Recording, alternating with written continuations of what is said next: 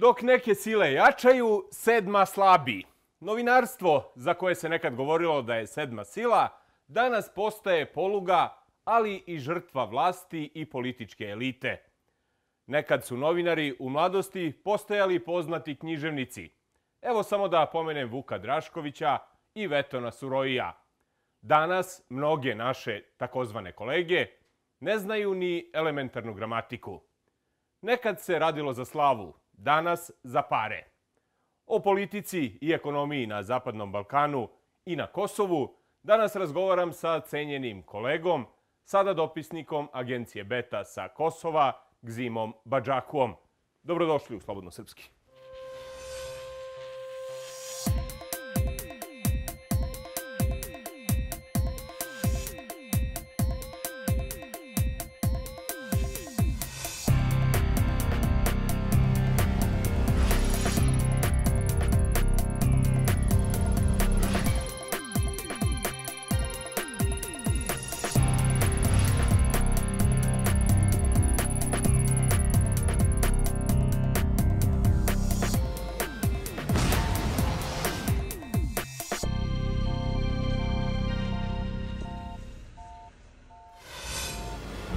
Gospodine Badžaku, dobrodošli u Slobodno srpski. Bolje vas našao i zadovoljstvo mi je što sam sa vama ovdje i pozdravljam vas i gledalce koji prate ovu emisiju.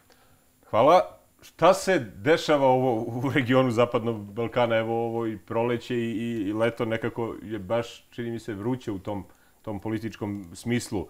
Ne znam, u Srbiji su bili izbori, opozicija se žalila na regularnost, pa problemi oko tog cenzusa. U Hrvatskoj afera Karamarko i mogući novi izbori. Crna Gora, vidjeli smo na sednici parlamenta šta je bilo oko smene Krivokapića i uvrede Milu Đukanoviću.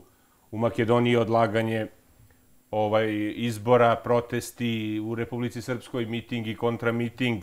Ne sećam se da je ikad ovako vrilo, što bi se reklo u čitavom regionu od 90-ih. Pošto imam dosta godina i pamtim dobro i pratio sam vrlo dugo političku scenu, ne samo na Kosovu, već i šire, zbog poslova koje sam radio. Mogu reći da je ovo krenulo dugo, toplo leto će biti po svemu sudeći. Ja ću početi od Kosova. Ovdje je jedno primjerje u ovom trenutku. Najgore od svega toga je što nema opozicije u parlamentu, što donekle dovodi u pitanje legitimitet svih odluka koje se donose. Jer znate, bez učešća opozicije partije na vlasti imaju dovoljan broj glasova, dovoljan broj ruku da podignu za neke odluke, ali je vrlo problematično koliko je to legitimno u smislu da jedan dobar deo građana Kosova koji su izabrali svoje legalne predstavnike od opozicije nema svoje predstavnike. Da, ali ja namjerno nisam pomenuo Kosovo u svemu ove, to sam ostavio kao posebnu temu. Posebnu temu. Ima li neko koristi od te nestabilnosti na Zapadnom Balkanu i kakve uopšte? U suštini, kao i uvek, u ovim nestabilnostima najveći gubitnici su građani koji žive u tom delu. Da li ima nekih širih interesa? Bilo je mnogo špekulacija, rekao bih, da je tu umešana ruska politika, da su ruske obaveštene službe te koje čine sve da Balkan uznemire, da utiču da Balkan ne ode prema NATO-u, jer imamo sada posljednju odluku NATO-a da poziv Crne Gore da se uključi u nju. A kako se ta kriza u regionu reflektuje na Kosovo i da li se uopšte reflektuje? Slušajte, mislim, onog trenutka kad vam susjedi nisu u dobroj situaciji, vi se ne osjećate baš najbolje. Direktnog utjecaja sigurno nema. Međutim, indirektnog svakako ima, jer jačaju u regionu i svugdje jačaju neke struje koje su, po znacima navoda, malo problematičnije u odnosu na vlast koja je u svim ovim zemljama, našim susjednim zemljama. U Makedoniji, recimo, imate poslije vrlo duge vladavine VMRO DPMN, imate situaciju u kojoj su, barem prema onome što pišu medija, drugih informacija nemam, vlast koja je bila vrlo dugo napravila je 1001 problem sebi, građanima Makedonije. Tu je jedan od glavnih problema sa kojima se suočava sada Makedonija. Posljednje odluke, recimo, predsjednika Ivanova su skandalozne. Govorimo o aboliciji. Da, govorimo o aboliciji. Jer, slušajte, prvo, uopće se ne zna protiv koga će biti pokrenut krivični postupak, a vi abolirate ljude koji su možda najodgovorniji za mnoga krivična dela. Da, on je sad tu nešto kao poništio. On je sada poništio, ali je poništio ponovo u odnosu na političke lidera.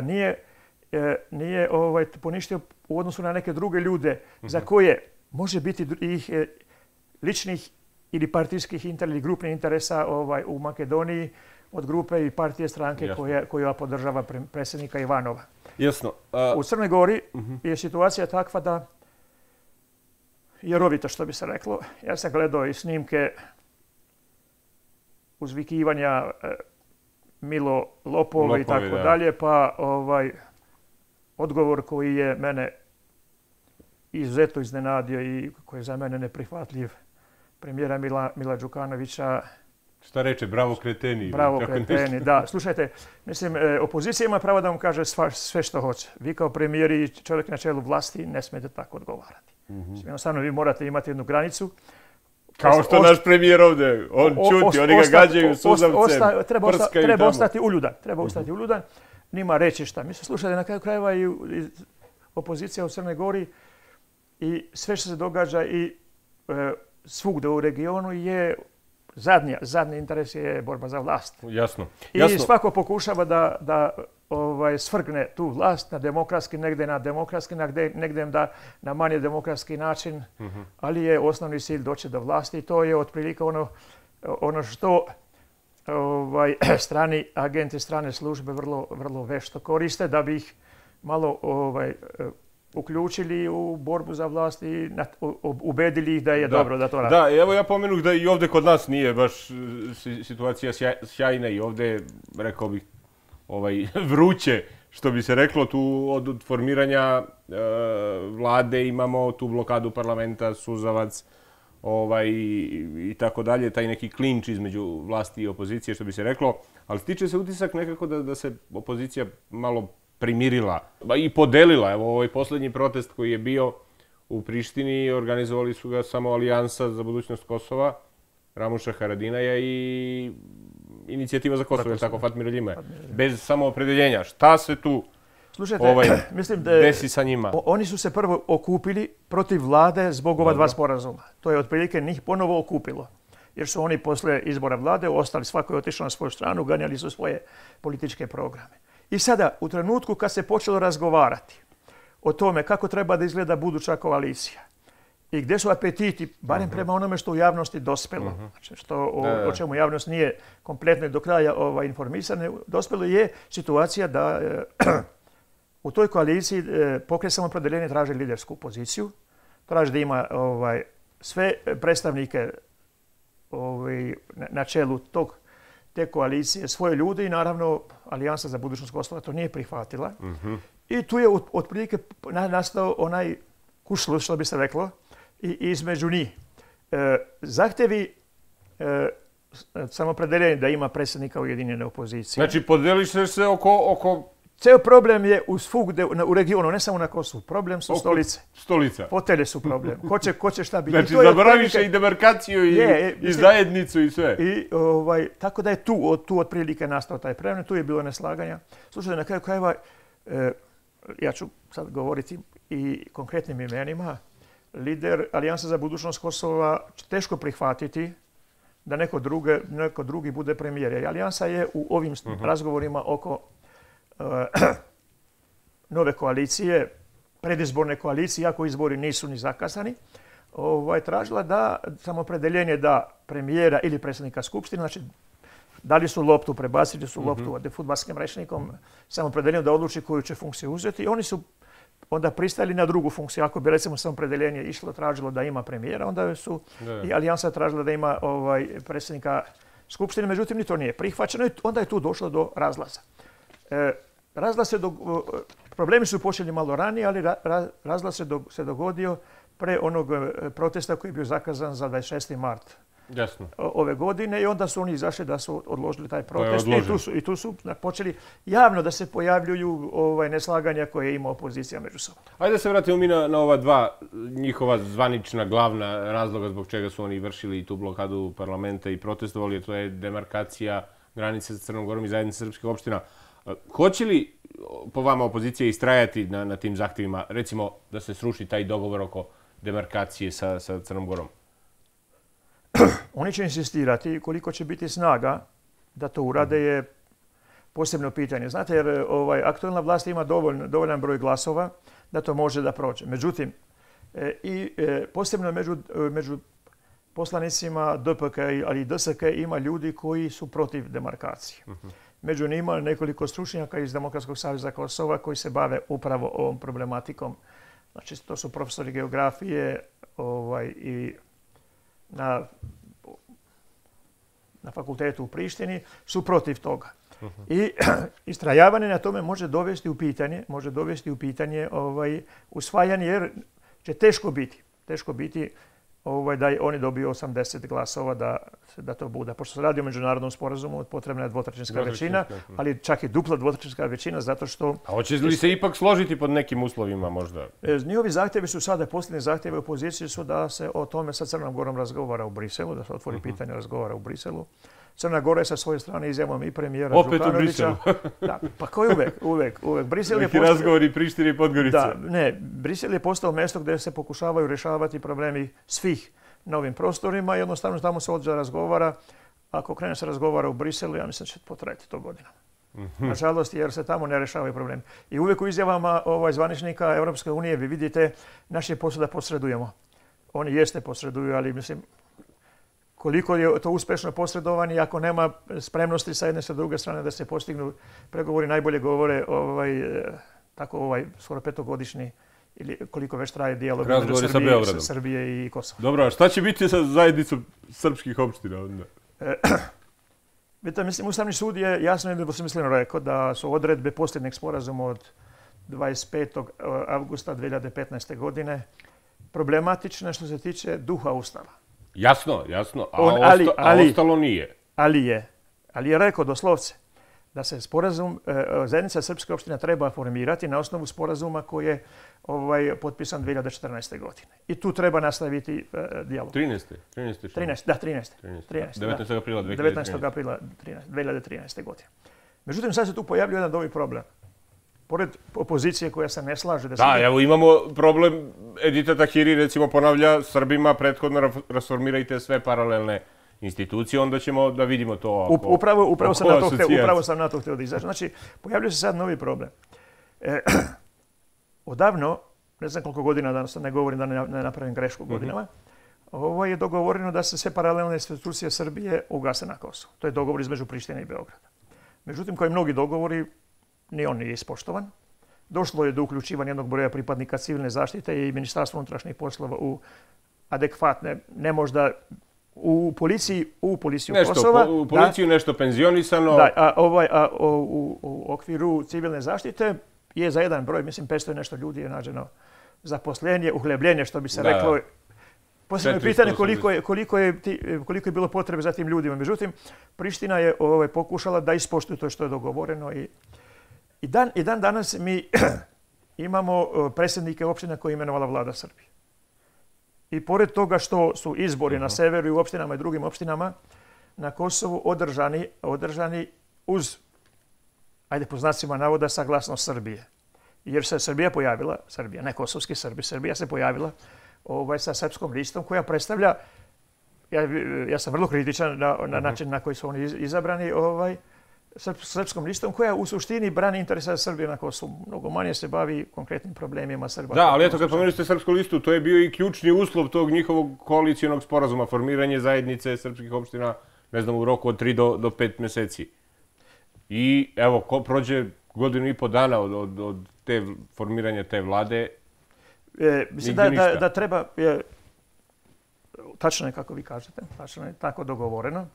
Međutim, treba vidjeti šta se sve događa u međuvremenu. U međuvremenu se ne gase paralelne strukture.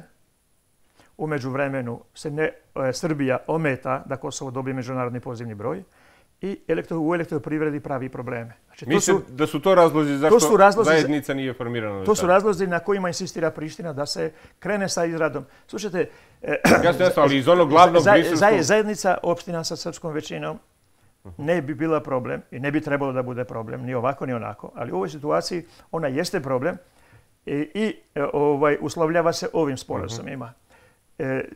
Posao koji treba da se radi oko zajednice opština je više posao vlade, manje posao parlamenta. Zato što vlada treba da formira grupu koja će raditi statut. Statut će ići na Ustavni sud Kosova koji će odrediti da li u njemu ima odredbe koje su suprotnosti sa Ustavom Kosova. To je na kraju krajeva da statut ide na Ustavni sud Kosova dogovoreno između Srbije i Kosova. I znači tu, ja ne mislim da će mnogo trebati vremena da se usvoji statut i ostalo. Ali zašto ga ne usvajaju više? Ako bude političke volje. Tu je problem. Problem je političke volje. Od 3 godine političke volje nema zato što Srbija, ja govorim onome što govore zvaničnici Kosova. Naravno, ja nemam druge informacije, nisam učesnik, nisam učesnik. Mislim, analiziramo sad to, je li vama logično to? Ali, mislim, sve problem je upravo u tome što Srbija nije prihvatila da ove 3 ključne pitanja po Kosovu ostvari do kraja. A u onom glavnom briselskom sporazumu od 9. aprila 2013. godine čini mi se da je Srbija tu sve ispunila. Sem struktura. Ukidanje parlamentarnih struktura. To u tom sporazumu ne piše. Ne, ali ima i prethodni sporazum. Znači, taj sporazum od 19. aprila, je tako? Beše 2013. april, to je onaj glavni u suštini je zaokruživanje svih prethodnih sporazuma i tu ima mnogo drugih sporazuma koji se ne poštuju. Da, ali tu jasno piše da se ukinu ove bezbednostne strukture, to je ukinuto. Pravosuđe je već i na tome se radi. Ja mislim da će negde oktobra početi. Tako da od tog glavnog sporazuma ostalo je jedino još ovo što se tiče zajednice srpskih opština. I na posljednjem sastanku, tamo sad u Briselu pre neki dan, Marko Đurić je ponovo postavio valjda to pitanje. Mislim, ide u nedogled. Očekujete li vi tu neka vidljiva rešenja, barem do kraja godine? Dok se ne ispune ova 3 zahtjeva koje ima Kosovo, teško će se krenuti dalje. Dobro, a s druge strane Kosovo se na neki način nagrađuje, rekao bih... Mnogo manje nego Srbija. I od strane... Kako? Evo, hoće vize da nam ukinu ovde. Kosovo je dobilo preporuku Evropske komisije za ukidanje viza. Je li Kosovo to nečim zaslužilo ili nam je poklonjeno to možda? Slušajte, mislim, namjerno sam rekao da je dobilo manje, zato što je Srbija dobila status kandidata za članstvo u Evropskoj uniji. I da nije bilo ovih razgovora, vrlo teško bi se išlo. Vrlo teško bi to prošlo. I vrlo će teško problematično biti, vratit ću se na ovo Kosovo.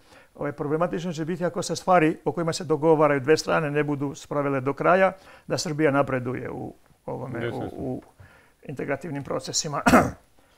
Kosovo je imalo 105 uslova, kriterijuma koje je trebalo ostvariti da bi dobilo liberalizaciju vize. Nijedna zemlja nije imala više od 57. Jel smo ostvarili to? Zahtjevi Evropske unije su ostvareni u celosti, rekao bih. Bilo je tu mnogo i legislativnih, znači zakonodavnih uslova i tako dalje. Svi su oni ostvareni. Ostaje još 2 pitanja koje nisu ostvarene, koje ostaje dalje otvorene. Mi smo dobili uslovno dobili. Jasno, evo sad kažu...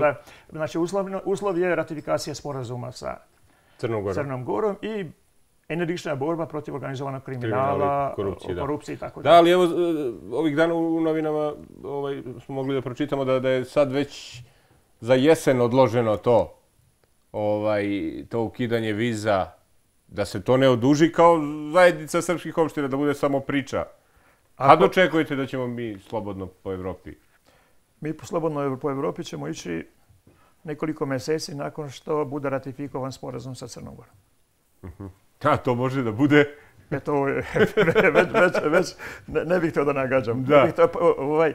Život me naučio da mnogo ne govorim o vremenskim... Dobro, a kako komentarišete to da tom viznom liberalizacijom nisu obuhvaćeni Srbi sa Kosova, odnosno građani Kosova koji imaju one srpske pasoše? koji imaju pasoše koordinacionog centra. To su srpski pasoši, građani Kosova i jedine te imaju. Mislim, tu je ceo problem je u tome. Da, dobro, koordinacionog odbora, da. Jer po srpskim pasošima, gde ne piše koordinacioni centar, vi možete putovati gde hoćete. Jasno, ali ljudi sa Kosova nemaju te pasoše, oni imaju ove gde piše koordinaciona uprava. Slušajte, mislim, ajde, maksimalno iskreno da govorim. To diskriminacija neka, šta je to? Ne, rešenje nema tu diskriminaciju. Rešenje je vrlo jasno. Srbi sa Kosova treba da uzmu pasoša Republike Kosovo i da nema problema, biometrijske pasoše. To će se rešiti. Pa ima problema, mislim, potrebne su vize. Ne, kažem, pa sa tim pasošima će rešiti problem viza. Sad, hoćemo dalje, ovo je, mislim, vrlo iskren i direktan odgovor. Prvo treba imati u vidu jednu činjenicu, koja se prenebregava. Kosovo je, tačno, nije priznato od strane Evropske unije. Međutim, države ne priznaju ni Evropska unija ni Ujedinjene nacije. Države priznaju države. Jasno. I Kosovo je priznalo 23 od 28 zemalja članica Evropske unije. U mnogim razgovorima razgovorima u Evropskoj uniji Kosovo nije deo Srbije. On je poseban politički entitet koji se ne zove ni država, ali je politički entitet koji ima svoj položaj, vrlo konkretan položaj u tim razgovorima. I postoji sporazum koji je potpisan, ne znam da li 2011. 12. 13. kada, da se građanima Kosova, kosovskim Srbima, sva dokumenta treba, da građani Kosova, znači kosovski Srbi, sva dokumenta treba da imaju dokumenta Kosova. I taj sporazum nije sproveden. Vi imate, recimo, imali smo tako isto, kao što znate vrlo dobro, i problema na granici i tako dalje, i oko registarskih tablica za vozila. Da, onaj sporazum o slobodi kretanja. O slobodi kretanja. Znači, tu postoji jedan dogovor. Tu postoji jedan dogovor koji ponovo nije ispoštovan. I sada, Marko Đurić je tražio da se o tome raspravlja u briselskim razgovorima. Međutim, komesar Avramopoulos je rekao jasno i nedvosmisleno. Ovdje u Prištini, ti i ja, pošto pratimo to, znamo vrlo dobro, on je rekao jednostavno da sloboda kretanja za građane Kosova važi samo sa kosovskim biometrijskim pasošima. I to pitanje se naravno može postaviti u Briselu. Ja sam siguran da kosovska strana neće htjeti o tome da razgovara. Marko Đurić je, kaže, optimista po tom pitanju. Marko ima pravo da bude optimista i on je političar, on ne smije da kaže nikad neće biti. I kada zna da neće biti, on treba da kaže da će biti. To isto tako treba i Dita Tahiri da kaže to. I nažalost, ja mogu reći ovo, jedan i drugi. Pričaju svoju priču. Jedno se dogovare, drugo pričaju i treće rade. Tu je ceo problem u tim odnosima jer jednostavno neće uloga dobrog političara, onoga koji voli svoj narod, onoga ko se bori za svoj narod, treba svom narodu reći ovo može, ovo ne može. Ne treba lagati ljude, uradit ćemo sve. A na kraju neko će reći pa Gzim je sada u ovoj situaciji pesimista. Ne, nisam je pesimista, ja znam, sam se politikom bavio i 80. godina i bio na mnogim funkcijama. Znam odlično, posao tadašnjih političara u odnosu na ove današnje je da su oni govorili vrlo gorke i teške stvari svom narodu.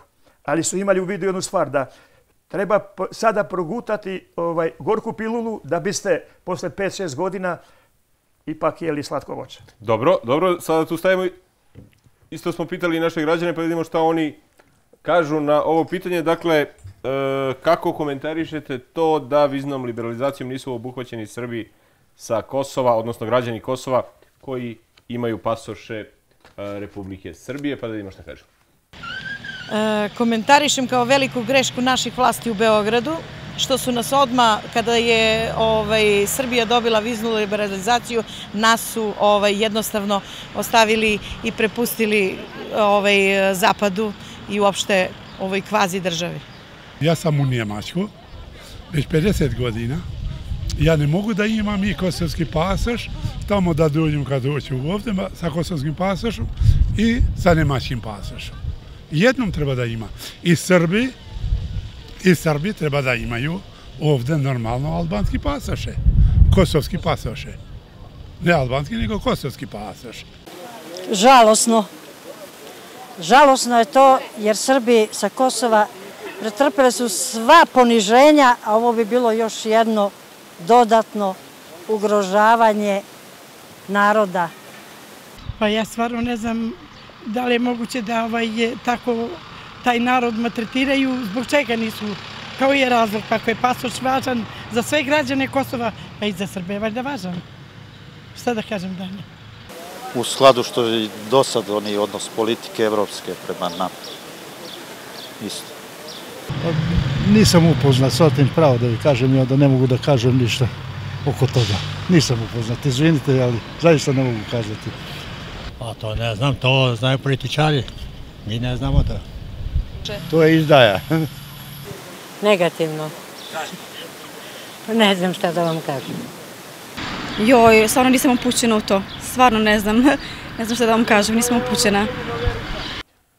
Dobro, gospodine Badžako, evo vidjeli smo šta kažu građani Prištine, Gračanice i Severne Mitrovice. Jedan građanin reče izdaja. Šta kažete na ovo? Mislim, to su odgovori koje sam ja normalno očekivao da će tako ljudi govoriti.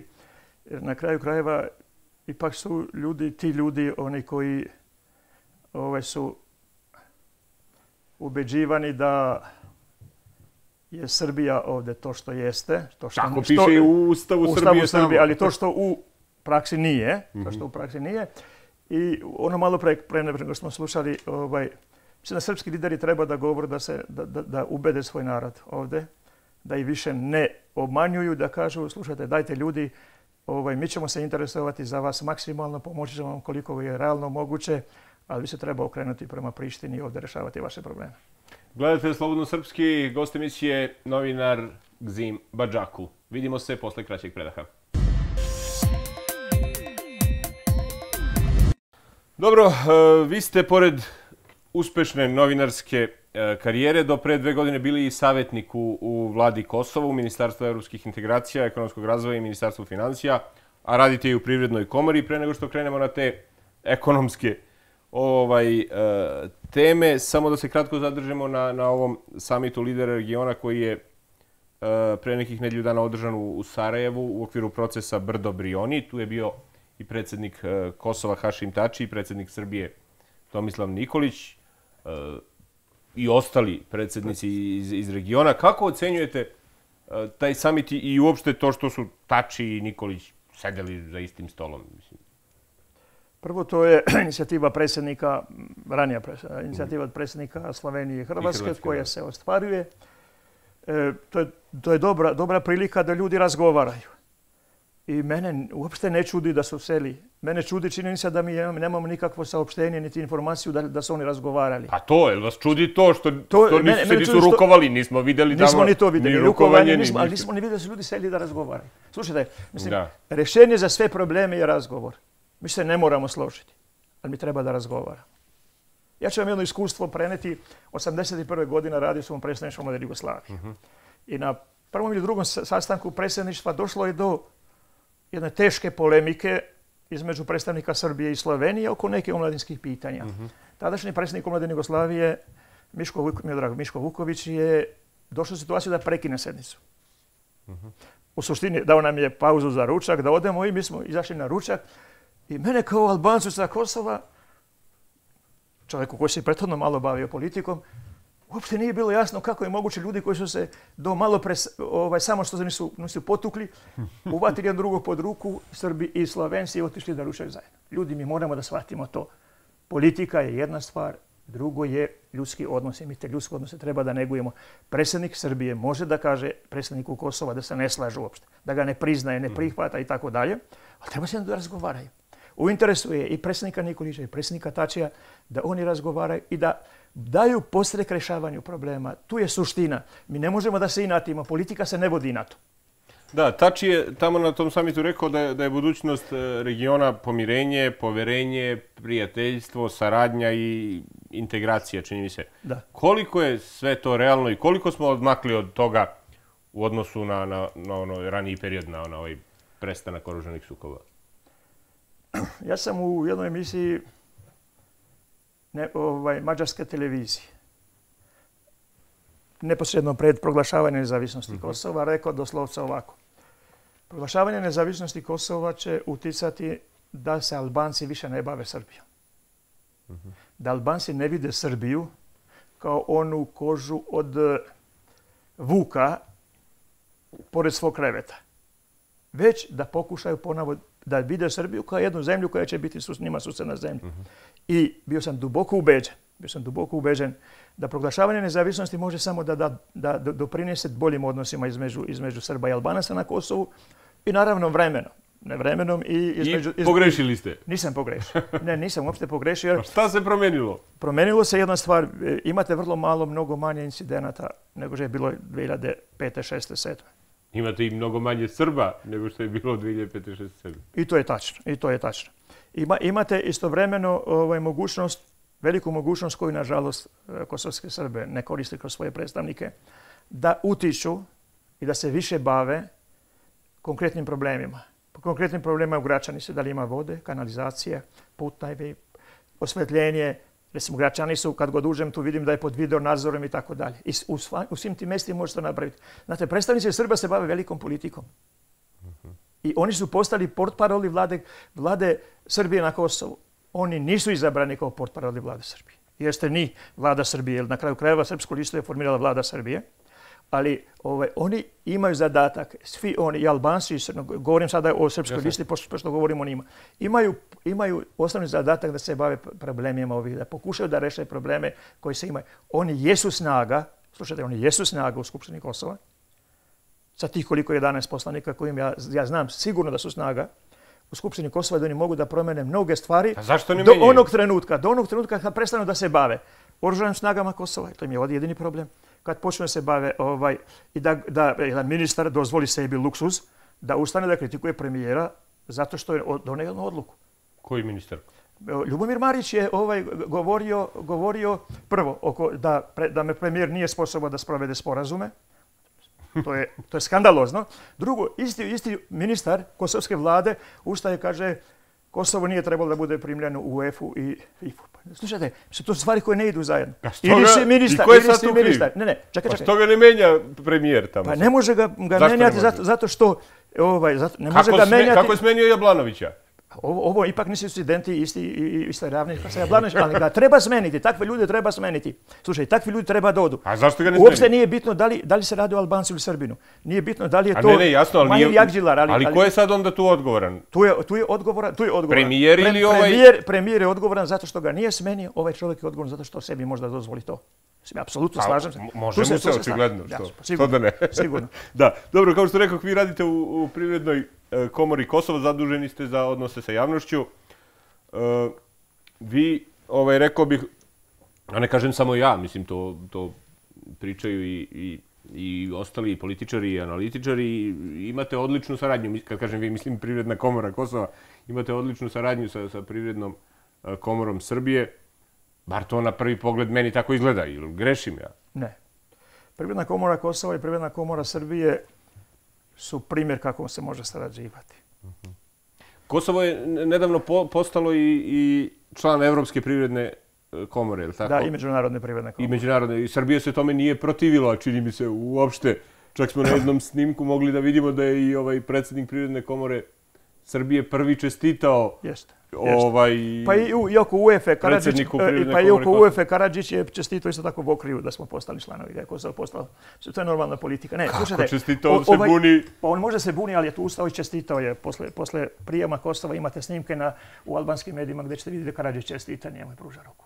Međutim, da se vratimo oko Privredne komore. Kako ocenjujete to? Slušajte, mislim, normalno je da se tako ponaša na kraju krajeva. To je borba, to je isto deo politike.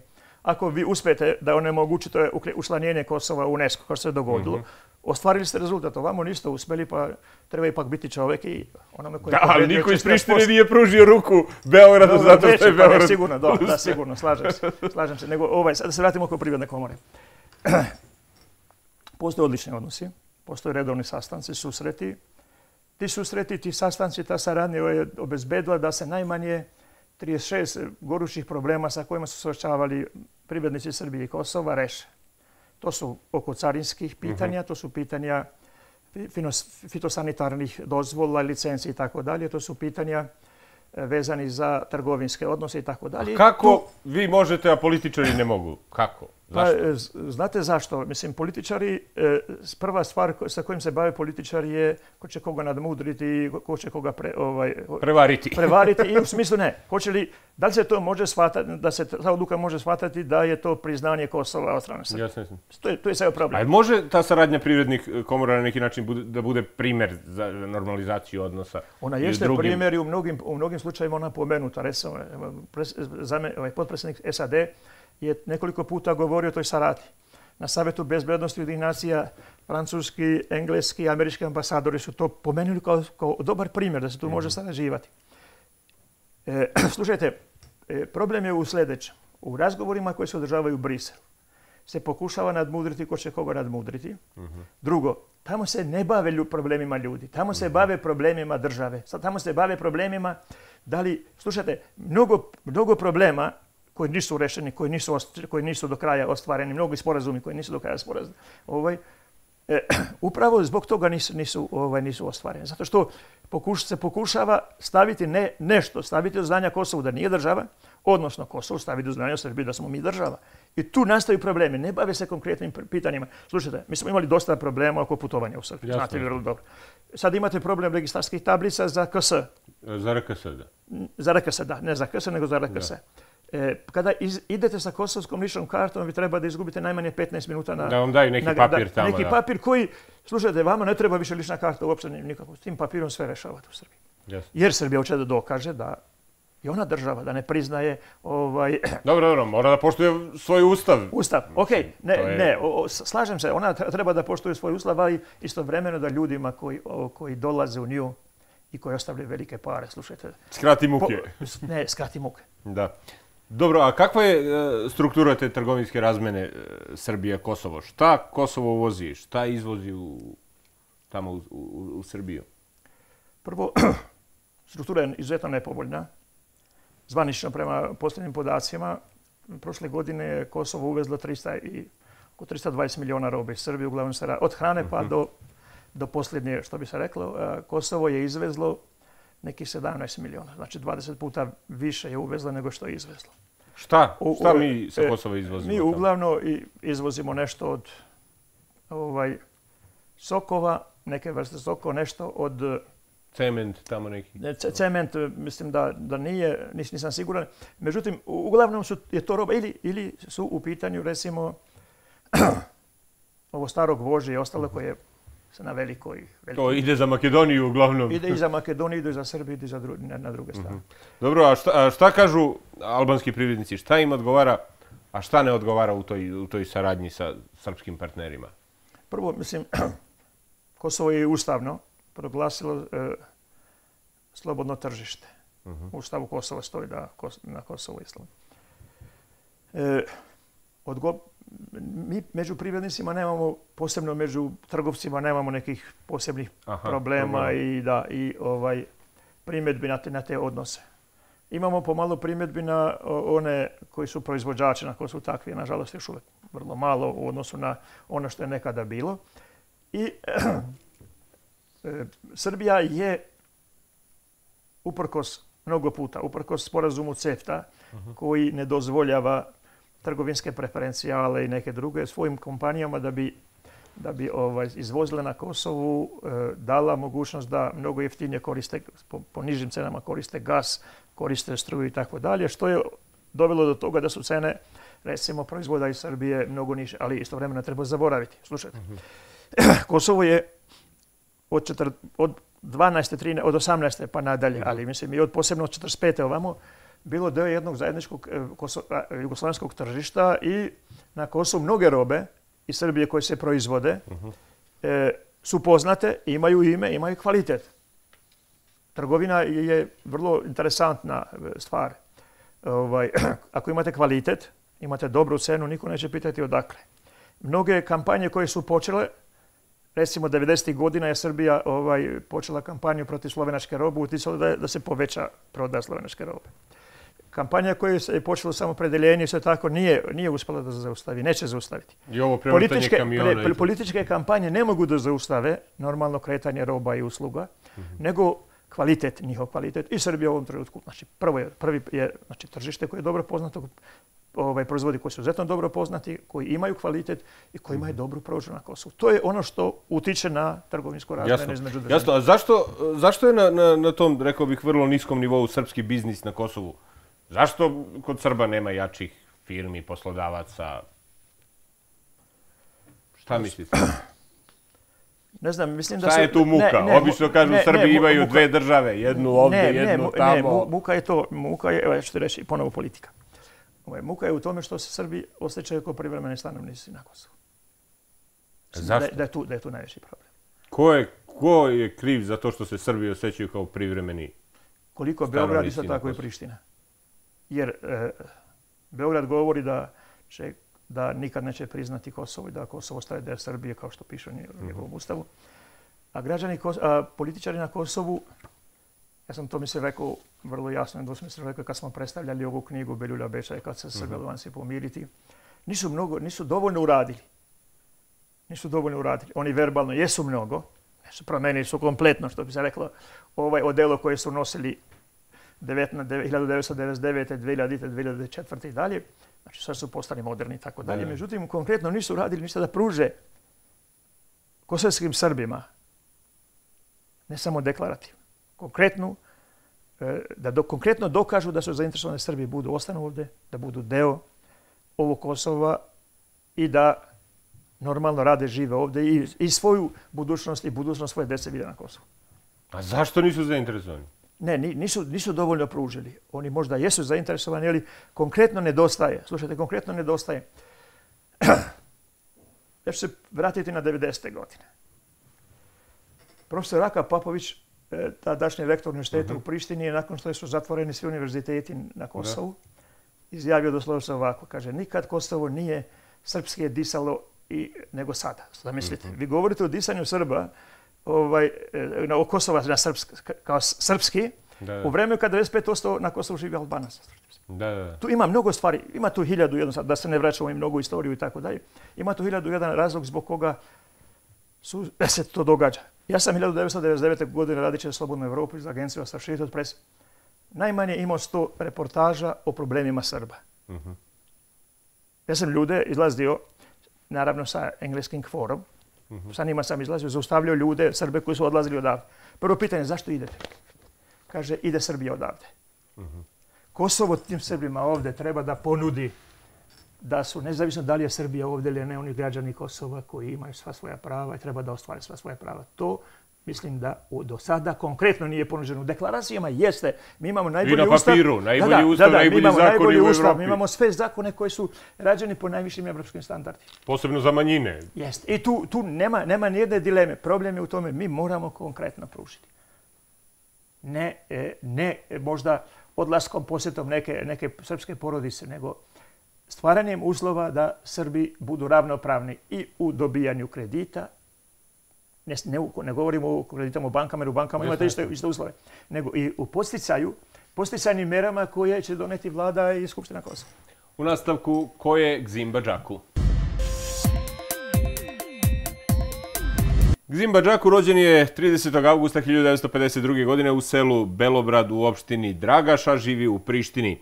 1970. godine završio je učiteljsku školu u Prizrenu, a 1973. pedagošku akademiju u rodnom mestu. Prvo je radio kao nastavnik i sekretar za kulturu, a posle je postao dopisnik Rilindije iz Gore. Neko vreme bio je i predsjednik omladine u Dragašu, da bi od 1983. do 1988. bio šef kabineta predsjednika Kosova. 90. je proveo radeći kao novinar, dopisnik Naše borbe, dopisnik agencije Associated Press, a onda i dopisnik radija Slobodna Evropa iz Prištine. Već 12 godina radi kao dopisnik agencije Beta. Od 2010. do 2014. bio je savjetnik u vladi Kosovu, Ministarstvu evropskih integracija, Ministarstvu ekonomskog razvoja i Ministarstvu financija. Vlasnik je kompanije Kompot i IGM Kosova. Oženjen je i otac je 4 ćerke.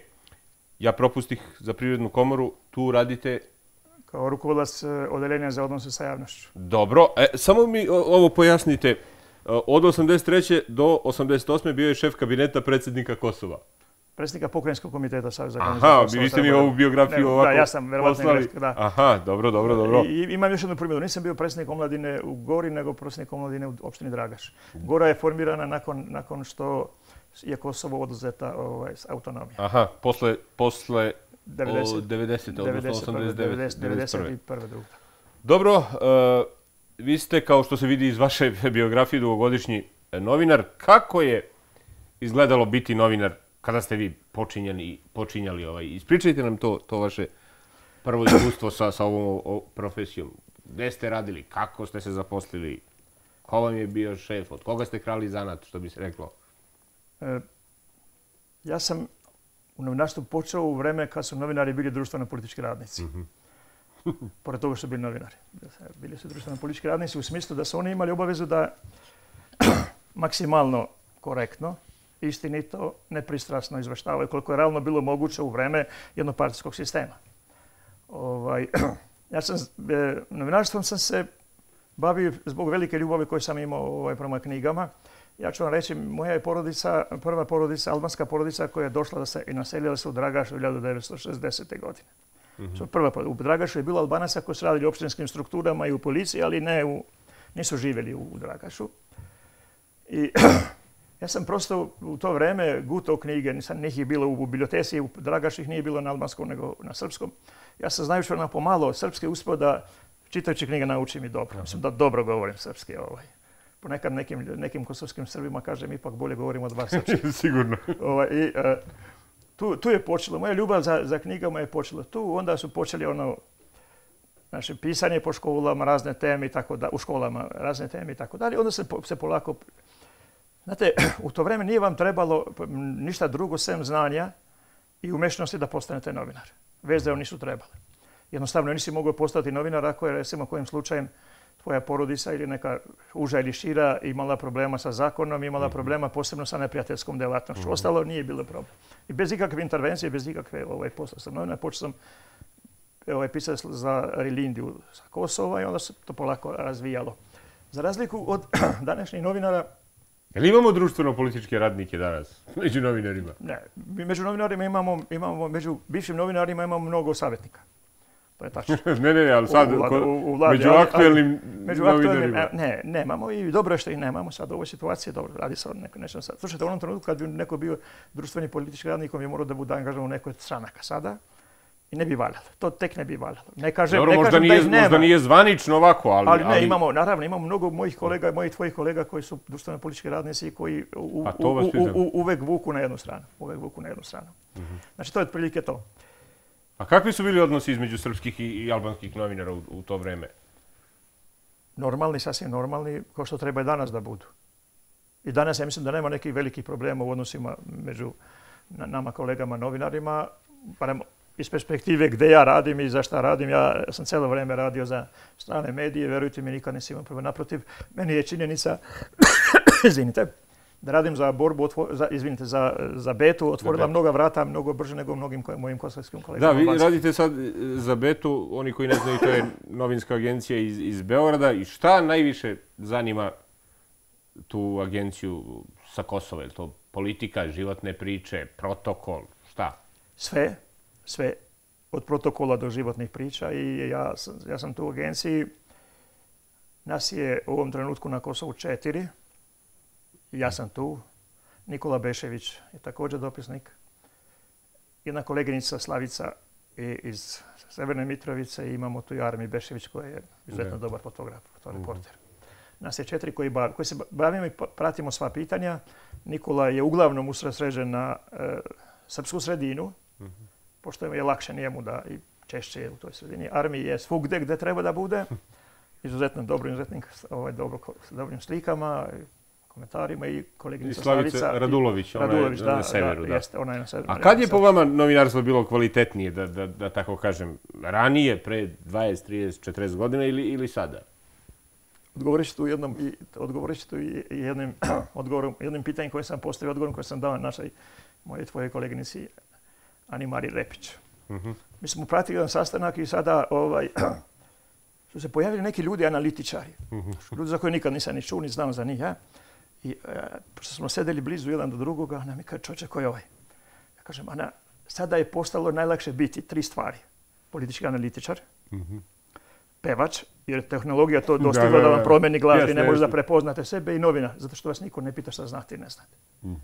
Mislim da sam odgovorio na pitanje. Dobro, a šta imaju mladi novinari, a nisu imale starije kolege i obrnuto? Mislim, mladi novinari imaju veću mogućnost za koju se treba izboriti. Da postanu mnogo bolji novinari od nas. Govorimo o meni i od nas, generacije moje koja... Šta je to? Ova moderna tehnologija? Moderna tehnologija. Slušajte, recimo ja da bih poslao jedan izveštaj... Ne, pa evo, vrlo konkretno. Da bih poslao jedan izveštaj iz Dragaša, ja sam trebao da idem u poštu. Kad? U to vreme? U to vreme govorim. Morao da idem u poštu, da čekam jedno pola sata dok dođem na red, pa da mi se prekine 5 puta dok sam diktirao izveštaj. I onda... U poštu da telefonirate? Da, u poštu treba da idem da telefoniram. Nisam imao telefon kući, idem u poštu da telefoniram. Nije bio problem koliko je to koštalo, jer nije koštalo mnogo. Međutim, 5 puta mi se prekine veza. U međuvremenu se ubaci neko drugi sa značajnim događajem i meni ovi stenografi koji su primali vesti kaže sad čekajte zime, javit ćemo vas, vi nikad mi se ne jave.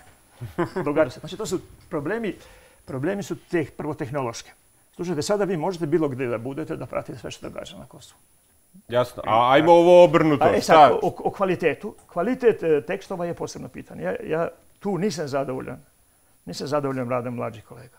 Iz prostog razloga, oni formalno ispunjavaju sve uslove. Uvijek imaju 2-3 strane, što je uslova za novinarstvo. Međutim, oni više grebu nego što ulaze u suštinu problema. I to je po meni veliki problem.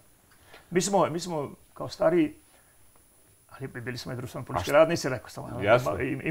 Mogli malo i dublje. Ko je hteo mogli dublje da ulazi u probleme. Dobro, evo, pre nego što odemo do naših građana ponovo, samo i vas da pitam šta najviše nedostaje današnjim novinarima na Kosovu i šta generalno mislite o današnjim novinarima sa Kosova? Ja sam čovjek koji izuzetno mnogo veruje mladima.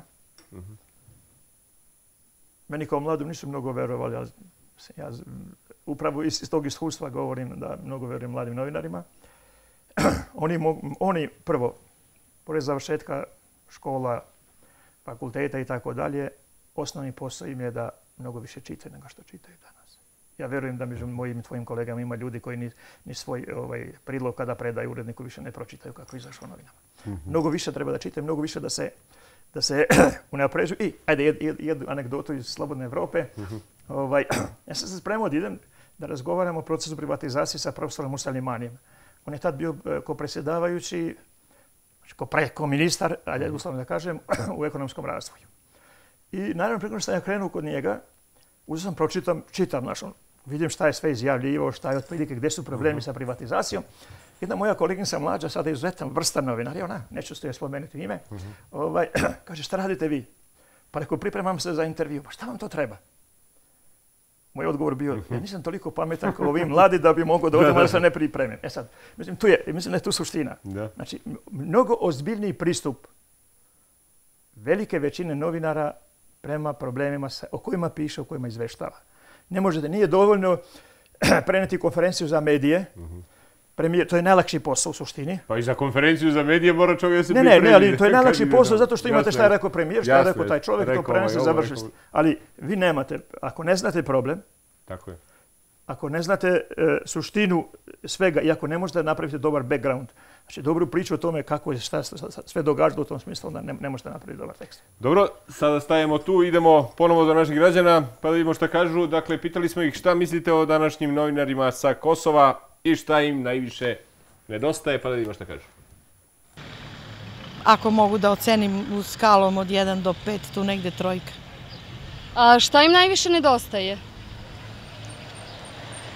Kreativnosti, malo više samostalnosti,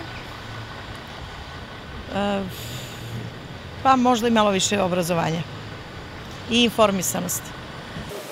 Ne čitam novine ni jedne jer im ne verujem. Prema tome ništa nemam da mislim. Ni pozitivno ni negativno. Šta im najviše nedostaje? Iskrenost, objektivnost. Svim novinarima. Pa pišu svašta. Jedni i drugi. I oni otuda i ovi odovuda. Nisu baš korektni ni jedni. Šta im najviše nedostaje? Nedostaje im savest u pisanju. To im nedostaje. Nema ništa od novinaša. Lažu, nema od toga ništa. Pa, i to ne znam, slabo pratim. Šta im najviše nedostaje? Originalnost. Pa još nemam problema sa njima. A u stvari trebalo bi objektivni da budu prema svima, prema celoj populaciji, da realno iznose stvari za sve. Bez obzira da li je u pitanju Srbin, Albanac, Rom i bilo ko drugi.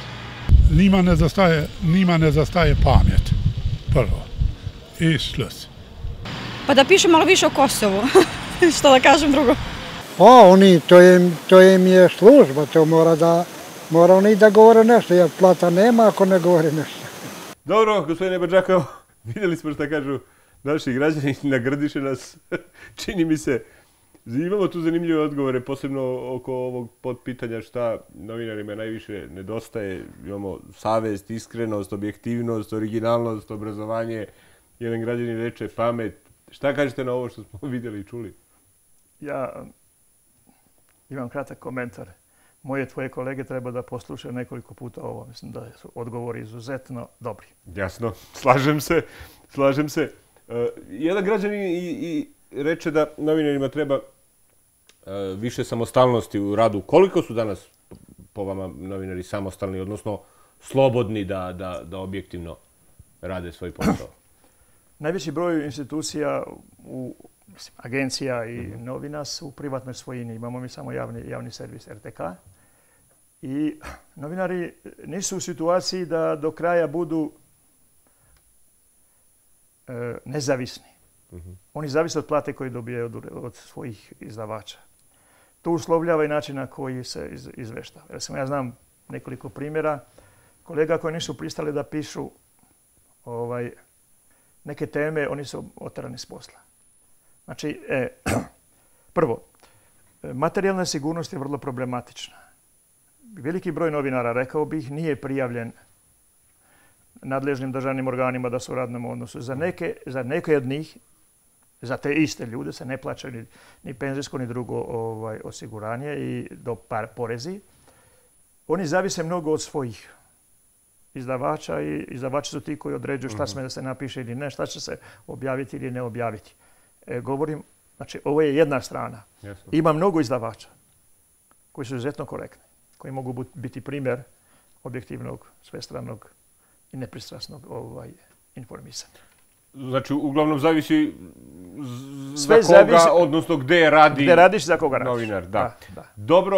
Dobro, evo bližimo se i kraju. Jel može od novinarstva da se živi?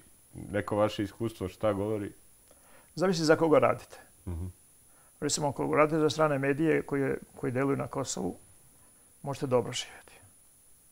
Da. Dobro, a da li bi mladim ljudima savjetovali da se bave novinarstvom i zašto? Zašto bi i zašto ne bi? Dve moje ćerke su novinari. Jedna je odgovorna urednica u RTK 21, ona je bila malo do kraja mandata predsjednice Jaga, savjetnica kod nje. I ona ima 20 skoro godina iskustva u novinarstvu. Ova treća po redu, ćerkica se ona bavi pomalo novinarstvom. Pokušao sam ih odvratiti da ne budu, jer je vrlo problematična profesija, posebno za žene. Nisu me poslušale, kažu da tu vide, nalaze sebe i... Znači, za novinarstvo treba ljubav. Ne treba ići u novinarstvo, nijedan posao koji se ne radi iz ljubavi ne može biti dobar. Ne može biti dobar novinar ako ne volite posao. To treba zaboraviti. Gospodine Badžakov, hvala puno što ste bili gosti emisije Slobodno Srpski. Hvala, bilo mi je zadovoljstvo. Gledali ste i slušali Slobodno Srpski. Budite sa nama i sljedeće nedelje na vašoj omiljenoj televiziji. Slobodno Srpski ili kako god želite, pišite na e-mail adresu slobodnosrpski@gmail.com ili pošaljite pismo na Medija centar Čaglavica za emisiju Slobodno Srpski. Prijetno!